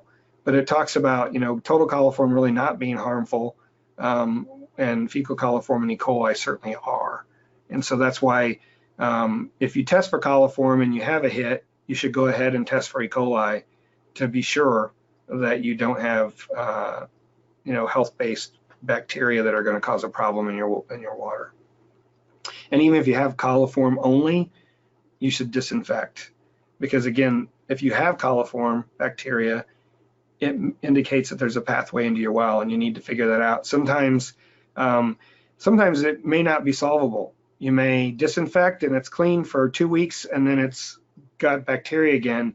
In those cases, it ends up being that there's a source that's available to your well, and it may even be underground, where a septic is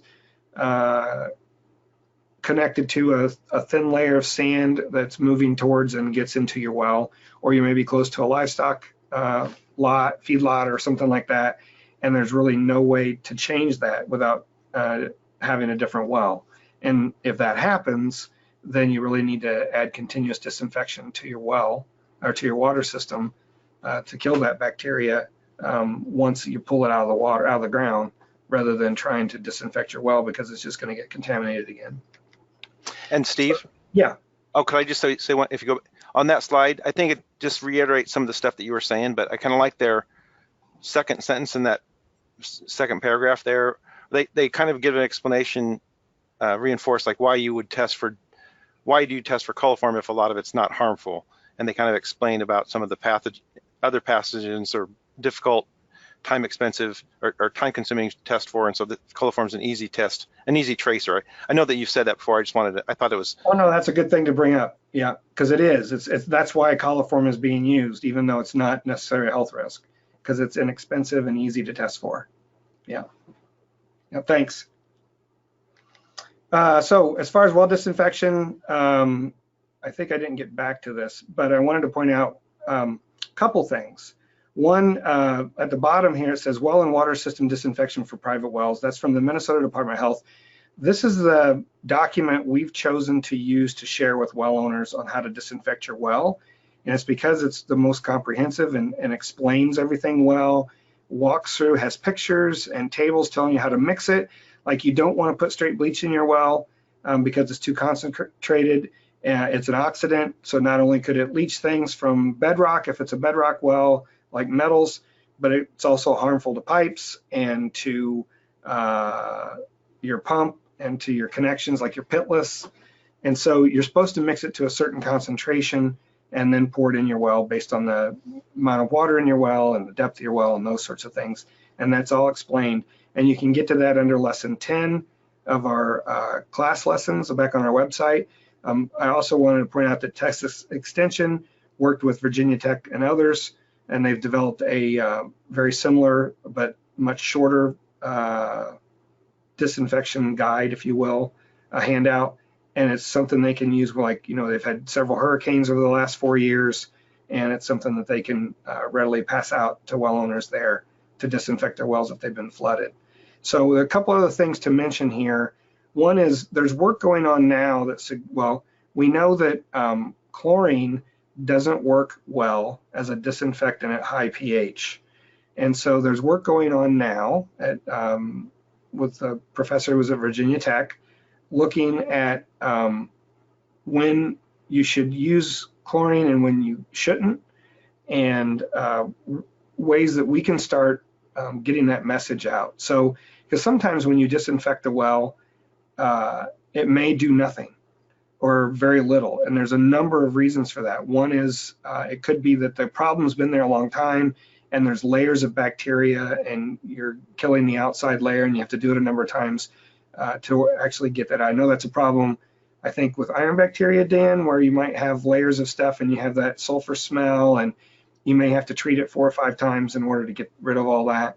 I'm not an expert at it, but I've heard things like that, like, just various people have told me that sometimes they might grow in layers, and I don't know, I think in this specific situation, I was thinking out it was a sulfur bacteria, but Sulfur bacteria. It could probably apply to any type of growth, I would think.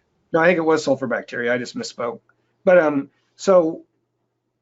what I wanted to point out is, if you do disinfect a well a couple of times and nothing happens, and you still have bacteria problems, one thing to do is to test it for pH and corrosivity, and talk to a lab about what you should test for there, because it may be that it's at a higher pH where the chlorine's ineffective. I know once you get past pH 8, it takes like 50 or 100 times more chlorine to do the same amount of disinfection that you can do below 7 or 7.5 maybe. And I don't know all the details there. I know there's folks working on it.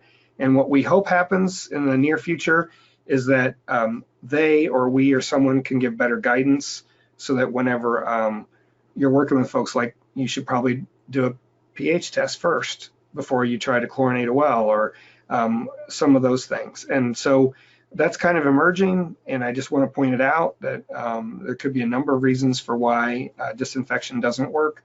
And there's cases where you may have to try a different type of disinfection in order to get it to work. So yeah, this is that website, or this is that document from Minnesota, but it talks about why you mix it, and even talks about what to do with your treatment devices, whether they need to be taken offline or not. And you can talk to the Water Quality Association they're recommending here that deals with a lot of these home units, and is an association for those folks in order to do that. So treatment information, Dan also did the work on this, I should say. So you want to take this, Dan? Sure, I'll try. It's a really good question, and it's something I run into every time I run into a question. It'd be nice to have one site I could go to find all answers about water treatment.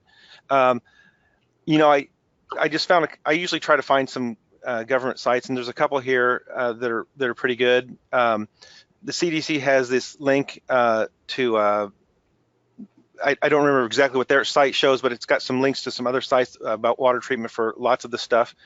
And then there's an EPA site that's a treatment database. I think that database has been around a while, so I don't know how up to date they keep it, but hopefully I searched for a couple of things and it was pretty nice. They've got a lot of things in there. I don't know if it is all applicable to private wells, but at least some of it is. So those are a couple places you could start. I think. And the second one is a treatability database, and that was developed based on community water supplies, but it was really meant to help water operators understand what kind of treatment they might need for specific contaminants. And it's the same really for private wells. I mean, if you have arsenic, there's only certain ways to treat that. So, take it out. And so it really does work for private wells. It just at a different scale, but it's the process, it's the same. Yeah. And there are some good university sites out there too.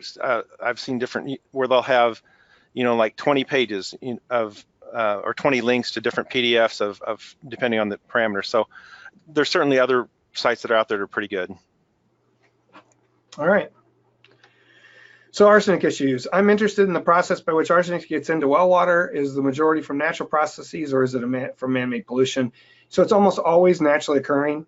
Arsenic's the 7th most common element in the Earth's crust. And so it's just there. And so some places have it, some aquifers. We have one aquifer in Illinois. We have, 2 sand and gravel aquifers that have a lot of arsenic in it, but there's a lot of the state that doesn't. And in Wisconsin, there's an aquifer that has arsenic at levels in the thousands. And so it really exists in 2 states, +3 and +5. and the more oxidized one, +5, can be treated reverse osmosis. But if it's +3, RO doesn't work that well. And so New Hampshire has this really cool site that I'm not going to talk about today, but it's called the Be Well Informed tool, where a well owner can put in their results, and it gives them, tells them if it's over an MCL, and also tells them what types of treatment will work on it. And when they built that site a couple years ago, we had them come and talk at our conference. So if you want to learn about it, you can go to our 2017 conference and find that presentation, and you'll learn everything you want to know about the Be Well Informed tool that New Hampshire Department of Environmental Services developed. They listed 2 methods, RO and absorptive media filters for, and that should be point of use, PO, instead of POW, that should be POU. I missed that, we must have corrected. So now I went there today, or this morning, and they don't list RO at all. And I imagine that's why, is because if arsenic's in the +3 state, RO doesn't work very well and a lot of it gets through. And so they've changed that, and now they recommend either a POU unit for absorption media filter systems, or whole house anion exchange with a following by an acid neutralizer. And I don't even know what an acid neutralizer does other than raise the pH, I imagine. But it still gives you great advice on what methods to use and what procedures there are. And arsenic is just that common, and you do have to treat for it to get rid of it. And yeah, well, one thing I will say is if you add any kind of treatment, you should make sure and test after the treatment's been added and make sure it's doing what it's supposed to do. And on the other side of that, some treatment equipment is certified by a third-party certifier, like the Gold Seal from Water Quality Association, or UL. You see UL symbols on our electric stuff, or NSF, the National Sanitation Foundation.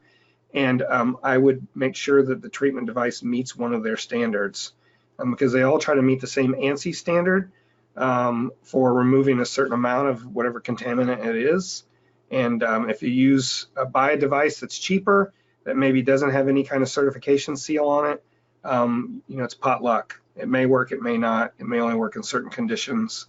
But if it's been tested by an independent third party, that device actually does what it's supposed to do, or a lot better chance, I would say. So I mentioned our EHP outreach program and the 4-hour class that we do. And I said here, we're going to try to do that in January of 2020. Katie and I haven't talked about that, but she does part of that webinar as well. But we will get that on our schedule and get it on our webpage, because we have a number of questions about how do health professionals best motivate residents to test regularly. It really depends on, it's a process of getting to know your well owners in the area, making sure they understand that you're there for them and that you're not there to tell them they can't use their well. There's just a lot of factors that go into it. So yeah, other questions we got were, when talking to a well owner about issues, how do you talk to them without causing a panic? Some of that comes with experience. A lot of groundwater is perfectly safe, but if you don't test it, how do you know?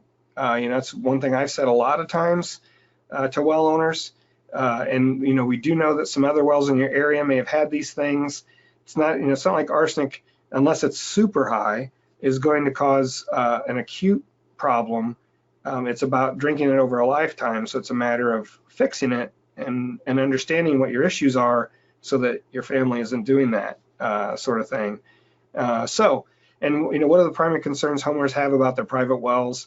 It's all over the map. One thing I will tell you is that well owners, just like our class, we make no bones about, we expect people to read all 80 pages of that. And it's not like you should just go to lesson 7 or whatever and try to find an answer real quick because all of a sudden you're having a problem.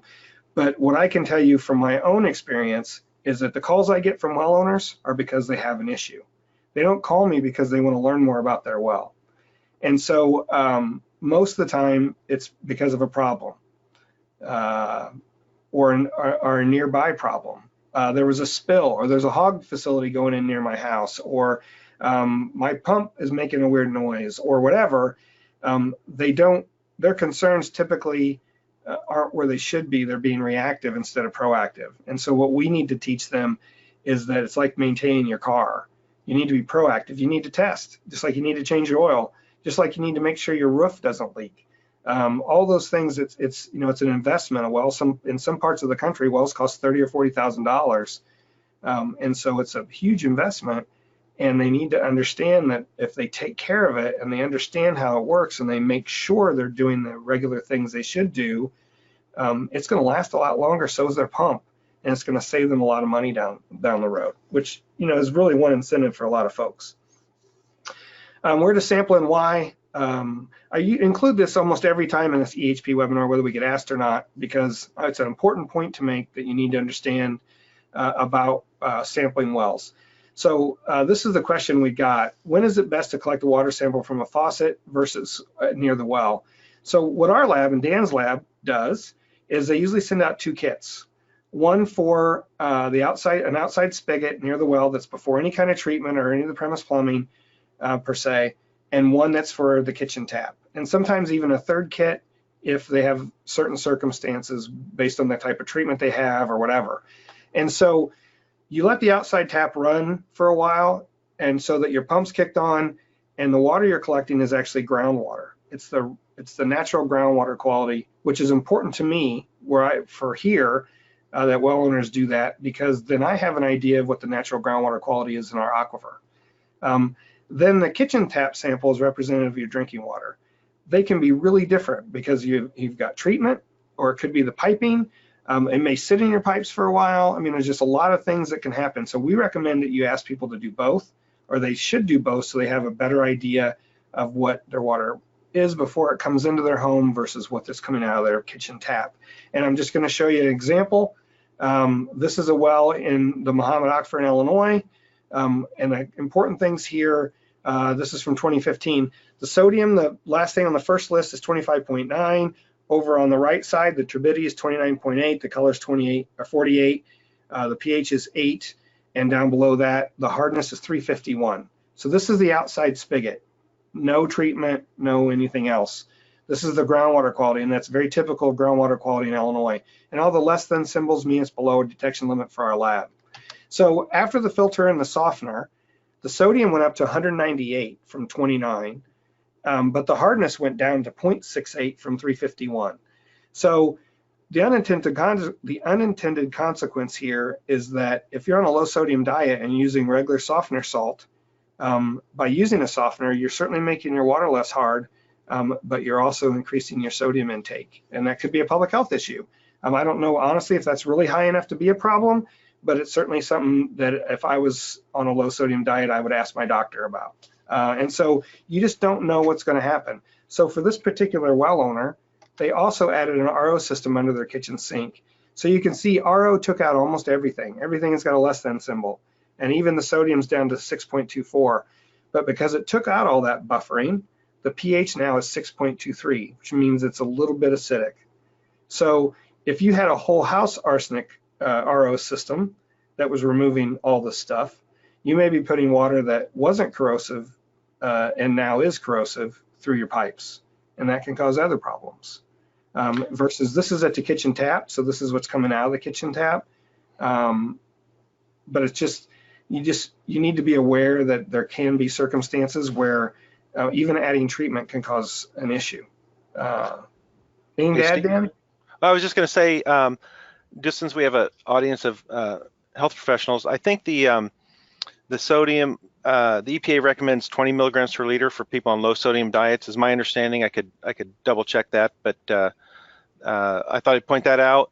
And another thing, if people want an estimate of how much sodium a water softener is going to add, this is really just an estimate because it depends on if it's calcium or magnesium, and other ions can get exchanged too. But roughly, if you have your parts per million of hardness, if you have hardness expressed in parts per million rather than grains per gallon, then it's roughly the number of parts per million of sodium it's going to add is roughly half.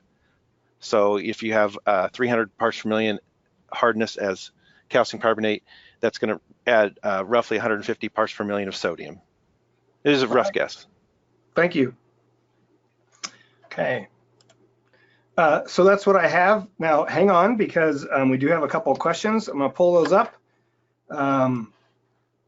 They're right here. Let me make this larger. I can figure that out.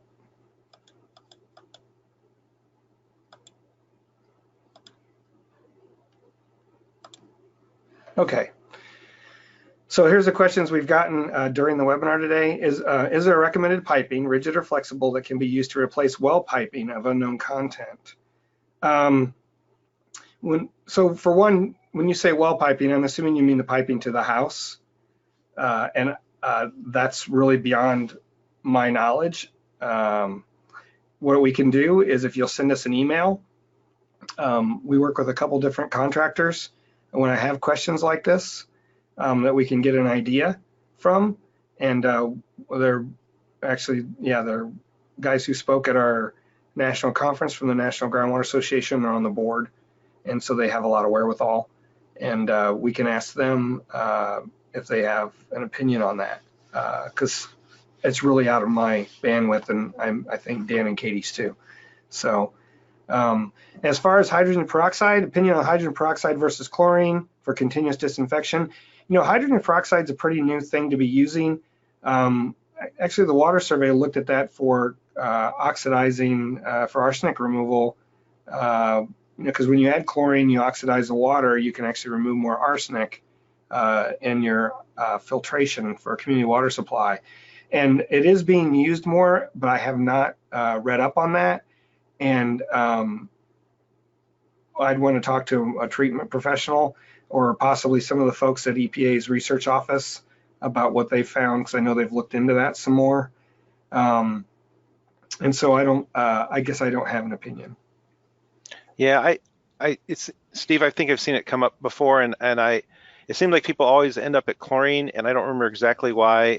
If it's a stability thing, or if it's that you can smell it. Seems like there was something about hydrogen peroxide's a shorter stability time, but I don't really want to. I shouldn't even probably be saying that, since I don't really know. Well, and we can certainly look into it. Again, if you'd send us an email, there's I never claim to know everything, but I know a lot of folks that I can ask, and so hopefully I can lean on those folks to provide that information. The third question is, are there disinfectants that would be more environmental innocuous than chlorine? We are looking to maintain groundwater quality. Yeah, there again, it's kind of out of my realm. And there's a couple folks in Cincinnati at the US EPA Research Group, Office of ORD, Office of Research and Development, that probably would have an opinion on that we can ask. But I offhand don't know. I know the one advantage of hydrogen peroxide is what it breaks down into, but I think, as Dan said, there's issues with how stable it is. But even chlorine, you can't leave chlorine sitting on a shelf for 2 or 3 years. I didn't mean to imply that chlorine was perfectly stable either. I shouldn't have really it's all good. Yeah. It's just yeah. I mean, there's a lot going on in this area right now, just because chlorine isn't always effective, and sometimes when you need continuous disinfection. The one thing I didn't mention, I probably should have, is that we're seeing a lot more folks go to UV, yeah, ultraviolet disinfection, and there's a lot of companies now that make UV equipment that's really for a home, for a private well owner. And in fact, down in the area of Southern Illinois, Indiana, Kentucky, Tennessee, where there are a lot of springs in use as water supply, they're pretty prevalent these days. And it's because if you're using a spring, it's basically a surface water supply, even though it's this groundwater coming out of the ground. It's almost always has bacteria in it, and so you need continuous disinfection. And so there's actually quite a market now for UV disinfection, and it's certainly more innocuous as far as what it's doing to the water, and you wouldn't have obviously trialmethanes or any of those issues. So all right, well, thanks for sticking around, And here's our email address again. If you have any other questions, you can email us there. Yeah, that's about all I have for today. Dan or Katie, anything else? Nothing from me, Steve. Thanks. All right. Well, thank you for attending. And again, don't hesitate to email us if you have any questions.